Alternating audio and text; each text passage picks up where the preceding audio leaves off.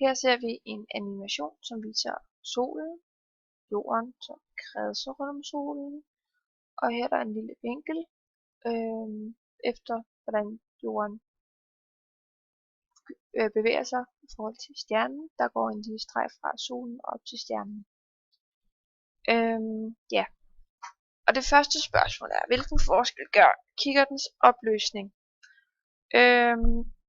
Og det kan vi jo prøve at se her.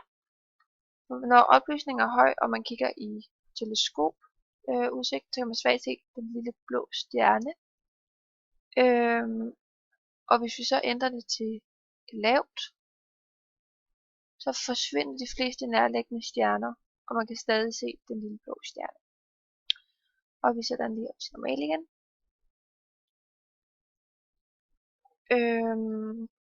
Så bliver der spurgt om, hvilken betydning de andre parametre har. Det har betydning for, hvor mange astronomiske enheder det er væk. Og den her den ligger på 1,33. Og normalt så den rigtige enhed er jo en hel. Så det ændrer vi lige på. Sådan. Så det er faktisk sådan, så man svagt se på teleskopet, at den blå stjerne gynger, der bevæger sig lidt frem og tilbage. Nu tager og øger antallet af astronomiske enheder til det højeste, så vil man se, at den blå stjerne den bevæger sig i et større stykke. Og det gør den, fordi det gør den på grund af, at den får en større vinkel.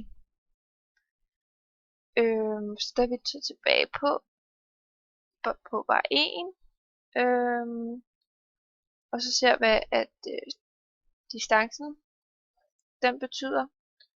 Så hvis man ændrer til distancen, så vil man også ændre den her vinkel. Så hvis man lige prøver at holde øje med vinklen, og ser på, at man mindsker distancen, så kan man se, at vinklen den øges. Så hvis vi tager den helt tæt på, så stiger distancen altså.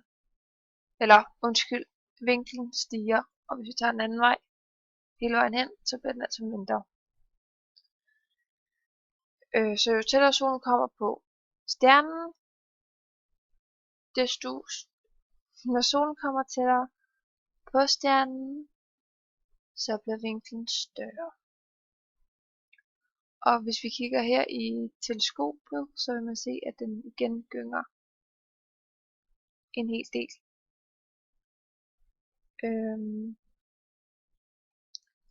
Og så bliver der spurgt om, så der vil den blive nogenlunde. Så bliver der spurgt om afstanden kan være ægte. Og ja, selvfølgelig kan afstanden være lige så ægte, som den kan være falsk. Der er stjerner over det hele, og de bevæger sig hele tiden. Og de kan både være tæt på og langt væk. Det kommer på, hvilke stjerner man kigger på. Og hvilke teleskoper, stjernekilder man bruger. Og så vil man sagtens skulle finde stjernen i det kreds,